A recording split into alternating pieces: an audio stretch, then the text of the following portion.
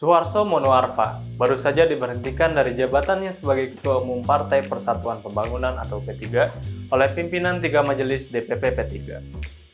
Sederet isu seperti pidato amplop untuk ulama hingga kian merosotnya popularitas P3 di tangan Suharso menjadi alasan kenapa ia digulingkan dari kursi Ketua Umum P3. Padahal jika kita melihat sejarah, P3 merupakan partai Islam terbesar di era Orde Baru.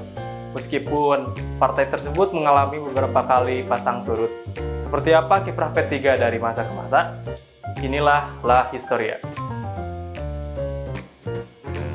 Pada tahun 1973, pemerintah Orde Baru melalui rancangan Ali Murtopo mulai mempraktikkan kehidupan politik yang represif.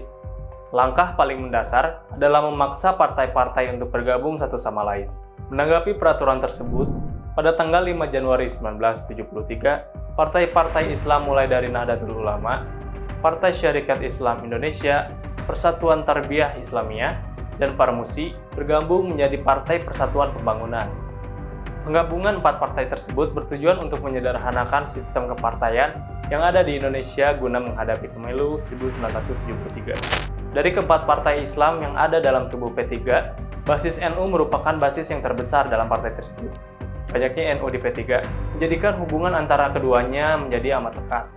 Bahkan, Ketua Umum Majelis Syuro P3 kala itu adalah Rais Am Syuriah dari PBNU, Kiai Haji Bisri Syansuri atau yang biasa disebut Mbah Bisri. Sosok Mbah Bisri ini amat melegenda di P3. Mbah Bisri pula yang melahirkan lambang dari Ka'bah untuk P3.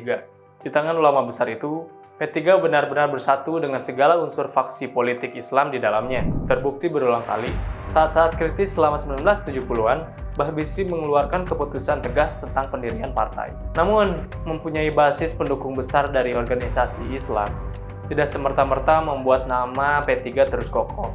Kuatnya dominasi dari Partai Pohon Beringin di bawah Presiden Soeharto kala itu membuat partai lain seperti P3 dan PDIP tidak bisa bergerak dengan leluasa. Dalam artikel Ka'bah setelah Isyihoroh yang ditulis oleh Koran Tempo edisi 10 Juli 1976, disebutkan sebelum lambang Ka'bah tersebut diterima oleh pemerintah sebagai lambang resmi P3 di pemilu 1977, penguasa Orde Baru sempat meminta agar logo tersebut diganti.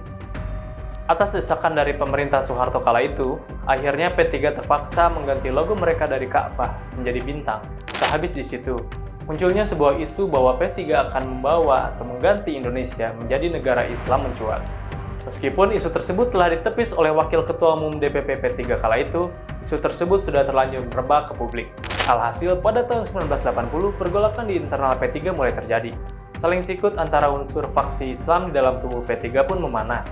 Syamsuddin Haris dalam bukunya P3 dan Politik Orde Baru yang diterbitkan pada 1991 mencatat, puncak pertikaian itu terjadi pada 1982. Ketika itu, Ketua Umum P3 Jailani Naro mengajukan daftar calon sementara P3 untuk pemilu 1982 yang isinya menyingkirkan tokoh-tokoh penting di NU dari daftar tersebut. Naro berdalih kalau penyusunan dari daftar calon sementara itu merupakan persetujuan dari pemerintah Soeharto. Hal tersebutlah yang membuat NU memutuskan untuk menarik diri mereka dari P3 dan kembali kepada kita semangat 1926. Hilangnya unsur-unsur Nahdlatul Ulama yang kritis pada pemerintah di dalam tubuh P3 menjadikan P3 amat lekat dengan pemerintah Orde Baru kala itu. Bahkan Sekjen Golkar Sarwono sampai mengatakan bahwa tingkah laku dari P3 sebenarnya jauh lebih Golkar daripada Golkar. Setelah tumbangnya Orde Baru, P3 kembali menerapkan asas Islam dan berlambangkan Ka'bah dari yang sebelumnya berlogo bintang. Akan tetapi, perubahan tersebut tidak membuat P3 kembali besar seperti pada saat pembentukannya di era Orde Baru. Nama P3 baru kembali naik saat kader mereka yang juga merupakan ex-ketua umum P3, yaitu Hamzahas, menjadi wakil dari Presiden Megawati Soekarno Putri di tahun 2001. Namun, sepeninggalan dari Hamzahas, popularitas P3 terus alami penurunan.